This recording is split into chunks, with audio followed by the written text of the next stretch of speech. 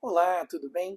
Dr. Fabrício Magalhães aqui, médico, especialista em acupuntura, e hoje nós vamos dar início ao nosso primeiro episódio da série Equilíbrio Vital, os segredos da acupuntura e da homeopatia.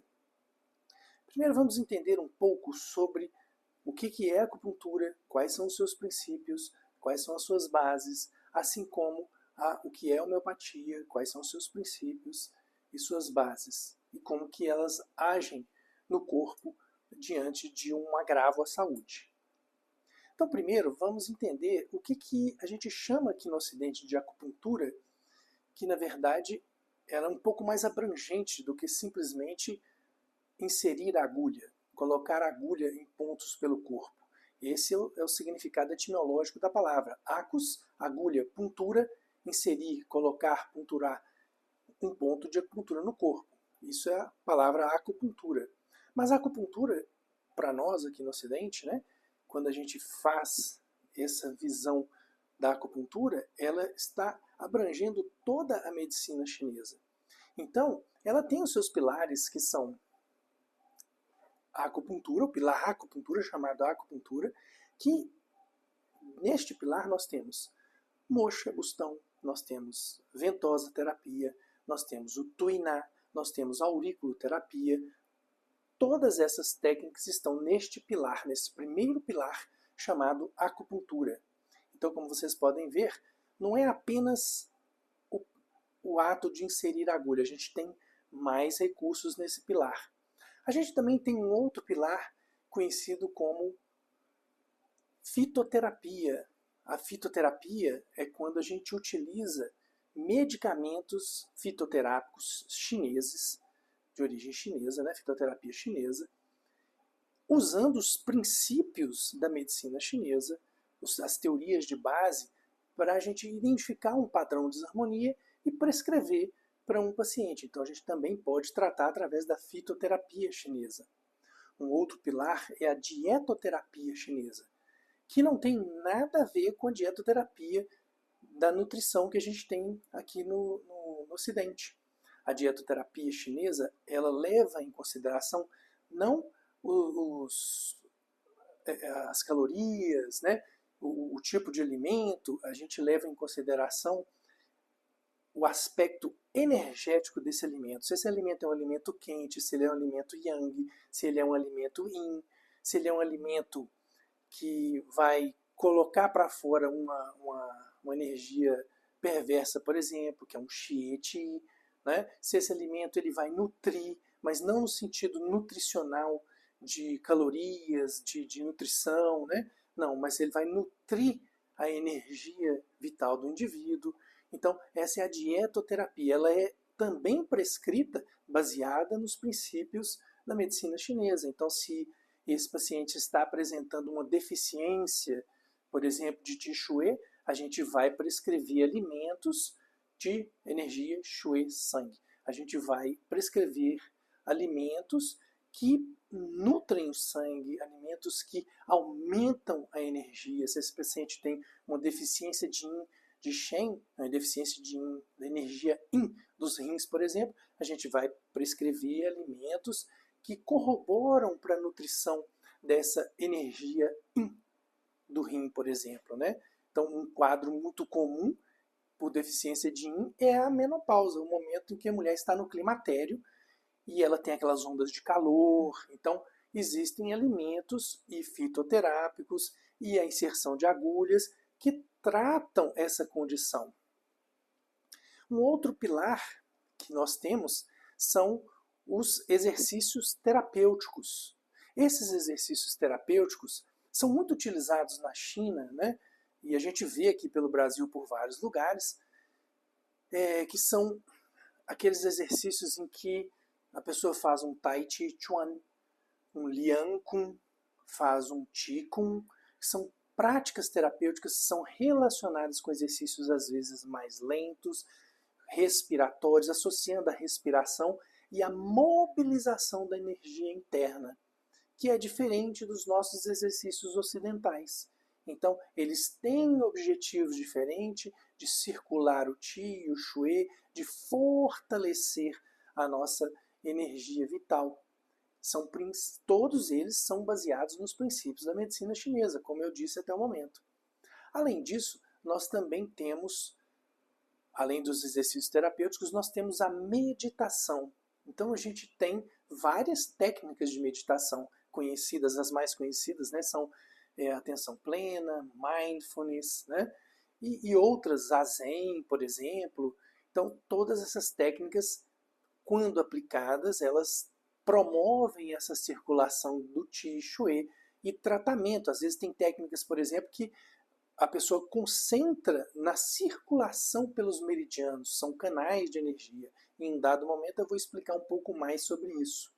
Então esses são 5 pilares da medicina chinesa que sustentam as bases da medicina chinesa. Então a acupuntura, a arte de inserir, né, acus, agulha, puntura, né, de punturar, de inserir, ela abrange, além do ato simples de inserir a agulha, todo esse processo em que eu expliquei, todos esses pilares. Então, quando você ouvir da próxima vez a pessoa falando acupuntura, já tenha em mente que é uma coisa mais ampla, maior, né, que abrange outras técnicas e outros recursos dentro desse princípio da medicina chinesa. E a homeopatia? O que é a homeopatia? A homeopatia, assim como a acupuntura, é uma especialidade médica, são ciências médicas, né? Cada uma de um tempo. Então a acupuntura ela tem aí aproximadamente 5.000 anos de existência, ela é datada da primeira vez a 3.000 anos antes de Cristo, e a homeopatia iniciou-se no século XVIII, né? Através do Samuel Hahnemann, que foi o seu criador. Samuel Hahnemann era um médico alemão e ele, nas suas pesquisas, descobriu a homeopatia. A palavra homeopatia, né, ela significa semelhante homeopatia, a doença, a sofrimento, que é diferente da alopatia, que é o contrário da doença. Então, os raciocínios são diferentes, as mentalidades são diferentes, a forma de tratar é diferente. Então, a homeopatia, ela tem seus princípios.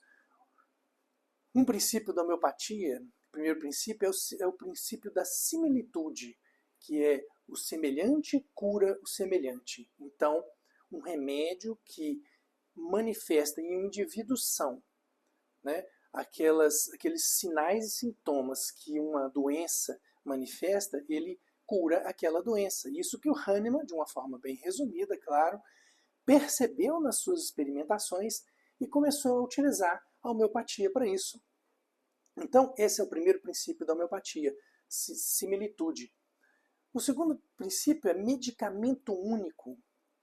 O segundo princípio que a gente tem é o uso de medicamento único. Então você vai usar, o médico homeopata, ele vai prescrever um único medicamento, esse é um princípio, né, para tratar uma determinada doença, um determinado padrão, né, uma determinada perturbação da força vital. Além disso, nós temos também as doses infinitesimais, que foi quando Hahnemann descobriu que as doses ponderais eram tóxicas e tinham efeitos colaterais. Então ele começou a dinamizar, a diluir e succionar, a dinamizar esses medicamentos. E aí ele viu o princípio das doses infinitesimais. Isso foi desenvolvido ao longo da história da homeopatia, ao longo das experiências, que ele começou a perceber que o tratamento de doenças agudas era de um jeito, tinha um resultado. Entretanto, as doenças crônicas, eles tinham outros resultados e às vezes retornava o problema.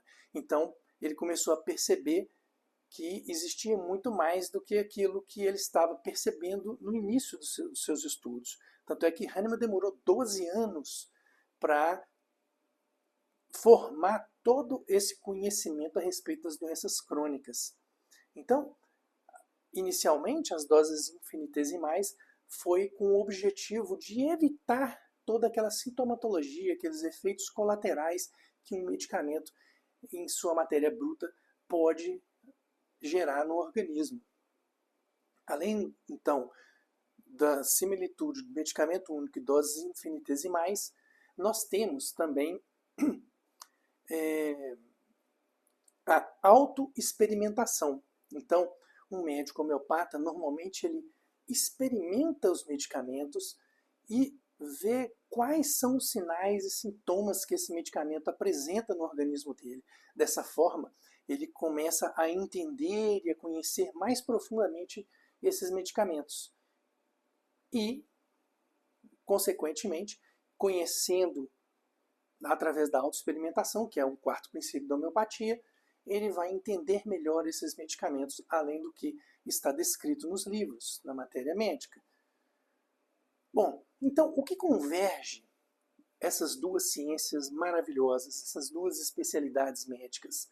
O que converge é que ambas, tanto a acupuntura quanto a homeopatia, tratam e estudam profundamente a força vital, que é uma força imaterial do indivíduo.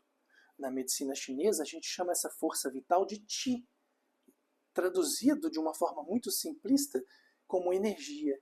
Então, qualquer perturbação nessa força vital vai gerar um padrão de desarmonia.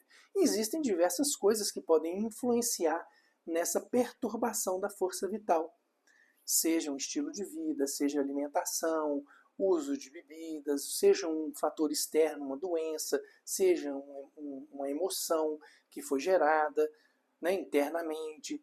Então, as variantes, as variáveis são inúmeras, as possibilidades são inúmeras, mas todas elas podem gerar um abalo, uma modificação na força vital. E aí o indivíduo inicia um processo de adoecimento. Bom, a homeopatia também percebe isso e essa modificação na força vital. E essa modificação, esse abalo, essa alteração da força vital vai gerar sinais e sintomas, sejam eles físicos ou emocionais ou mentais. E com isso, o médico vai avaliar para poder tratar o indivíduo. Então, o que converge essas duas ciências é a força vital, o Qi. É dito que o Qi e o Shui, energia e sangue, né, eles têm uma interrelação profunda. Então, é dito que o Shui é mãe do Qi, e o Qi é o general do Shui. O Qi faz o sangue circular, faz os nutrientes chegar nos lugares, né? E a homeopatia, através da lei da similaridade, o que ela faz? Ela dá um remédio semelhante, por exemplo, a um processo de doença, mas que tem uma força de abalo mais forte do que a doença, e o organismo vai reagir a esse remédio e curar a doença.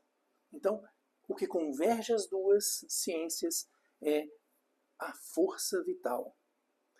No próximo episódio eu vou falar mais sobre força vital e sobre o Qi, para que vocês entendam um pouco mais sobre isso. Então, caso você tenha gostado desse primeiro episódio e queira assistir o próximo episódio, que sairá daqui a 2 dias, curta o vídeo, compartilhe. Se você não é inscrito no canal, se inscreva, faça um comentário e será um prazer falar um pouco mais sobre a homeopatia e a acupuntura, sobre os segredos da homeopatia e da acupuntura, para que a gente tenha um equilíbrio da força vital, da nossa energia vital. Isso é extremamente importante. Você já pensou? Não é só um aspecto físico, mas energético, emocional e mental. Até o próximo episódio.